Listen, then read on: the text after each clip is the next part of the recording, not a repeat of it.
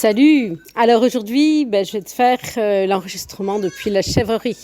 C'est la période des naissances. Et je vais te partager un savoir qui pour moi a été très importante pour mon couple, mais aussi pour d'autres personnes. Et que tu sois en couple, en GEC ou peu importe, tu vas voir, ça va te faire un bel apport. Tu vas bien comprendre les choses. Tu es curieuse de mieux te découvrir, de mieux te comprendre, pour faire des changements dans ta vie ou être plus en accord avec toi-même? Alors ce podcast est pour toi. Je me présente, Patricia Omer, femme sur une ferme depuis 37 ans et depuis 2021, j'accompagne des femmes comme toi à être plus en accord avec elles-mêmes, plus en paix intérieure, afin d'être plus épanouies et bien dans leurs bottes sur la ferme. Juste une petite parenthèse avant de commencer l'épisode. Là, je vais avoir mes petits-enfants en vacances, puis après, je pars au Canada où j'ai un de mes fils et 3 petits-enfants. Et du coup, pendant 2 semaines, il ne va pas y avoir d'épisode de podcast. Par contre, si tu veux aller sur la chaîne YouTube, je vais mettre des vidéos. Ça, je vais continuer d'en mettre régulièrement. Mais les épisodes de 2 semaines, il n'y a pas d'épisode. Donc, on se retrouve courant mars. Ça va faire le 11, 12, 13, le 14 mars. Ou 13 mars. 13 mars. Le prochain épisode. Alors, ce que je voulais t'amener aujourd'hui, c'est quelque chose que j'ai lu il y a déjà un paquet d'années. Mais je ne sais pas sur quel livre ni de qui, mais peu importe. Et la personne disait que quand une personne est colérique, qu'elle rentre dans une colère, on ne tient pas compte de ce qu'elle est en train de dire. Et pour s'en détacher, on s'imagine que la personne tient comme une marionnette à la main. Et tout ce qu'elle va faire pendant qu'elle est en colère, on imagine que c'est la marionnette qui est en train de le dire et pas la personne directement.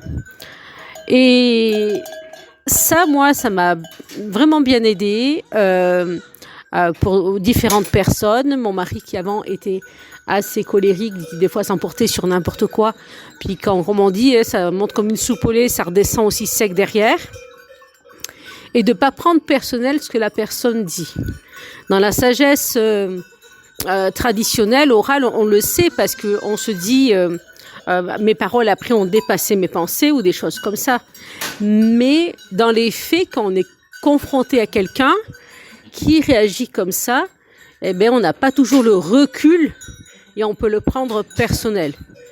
Je dis ça parce que si c'est en couple, si tu es dans ce cas-là, ou si c'est un de tes associés, ou si c'est quelqu'un de ta famille, ou quelqu'un de proche qui a ce tempérament-là, c'est important de le savoir et de l'avoir en conscience. En plus, d'une façon statistique. Alors là, je mets des étiquettes, mais c'est d'une façon statistique. Le côté réservé, timide, introverti est plus féminin. Et le côté extraverti ou colérique est souvent plus masculin. Bien sûr, c'est une caricature, c'est une généralisation. Mais je vois moi quand même dans le Jura où j'ai côtoyé pas mal de couples et tout ça, une grosse majorité des couples, c'était quand même ça. La femme était un peu plus introvertie et le côté colérique était plus le côté chez l'homme. Encore une fois, je fais juste une étiquette pour une caricature, d'accord? C'est pas tout comme ça. Mais du coup, voilà, si toi tu as à l'esprit cette notion, c'est quelque chose de vachement important parce que la prochaine fois qu'il y a quelqu'un de colérique ou que toi tu vas être colérique, si c'est toi qui es comme ça, tu pourras après en reparler avec la personne que tu avais en face de toi. Et tu pourras lui dire, voilà, là, mes paroles ont dépassé mes pensées, j'étais dans un certain état et faut pas prendre argent comptant ce que j'ai dit. Parce que tu vois, quand je te parle des états, donc je te redis vite fait, on a un état de figement, la petite souris, un état de fuite, la gazelle, un état de combat, le lion, et puis un état de ventral, de détente quand on active le nerf vague. Ce qu'il faut avoir en tête, c'est que chaque fois qu'on est dans un état, ça va déclencher un certain type d'émotion, puis à un certain type de pensée, puis à un certain type d'action. Mais chaque état a ses émotions pures qui lui sont propres. Tu comprends bien que si tu es en état de figement et de peur, tu vas pas avoir les mêmes émotions et pensées que quand tu es en colère ou quand tu es complètement détendu. On s'entend ? Donc voilà, ça c'est vraiment important, je le répète un petit coup. C'est en fonction de quel état tu es, donc on dit quel état nerveux, un de ces 4 états. Tu vas avoir un certain type d'émotion qui va derrière, puis des pensées et des actions qui vont avec. Et aucun état, je le répète, est néfaste. Le tout, c'est est-ce qu'on sait en sortir ? Est-ce qu'on a la capacité d'en sortir ? Et ça, on peut en sortir de différentes façons, mais entre autres grâce aux nerfs vagues. Et à quelle intensité on vit cet état ? Tu vois, si tu mets un curseur de 0 à 10, si c'est une colère qui est à 3, 4 et non pas à 10, ou si c'est un côté réservé, introverti, qui est à 3, 4 et pas à 10, on sent bien que c'est pas du tout la même chose. Tu vois ? Donc, ça, c'est vraiment important. Je te remets en commentaire les 2 épisodes où j'en parle pas mal des différents états, si tu veux te les remémorer. Mais là, c'était pour te mettre l'accent là-dessus.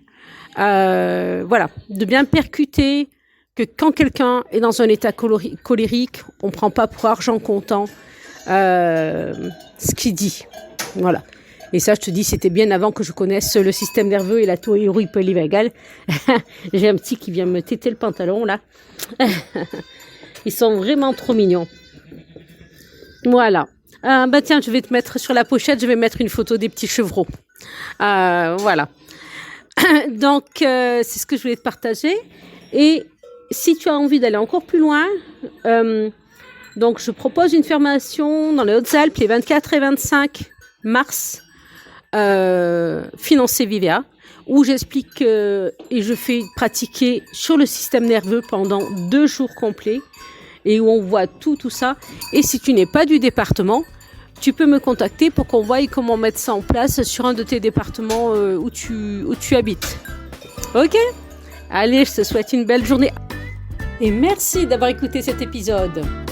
Es-tu un peu plus épanoui dans tes bottes ? Si cet épisode t'a plu, une belle chose que tu peux faire, c'est de t'abonner sur ta plateforme favorite. Alors merci et à bientôt dans un nouvel épisode de Bien dans tes bottes.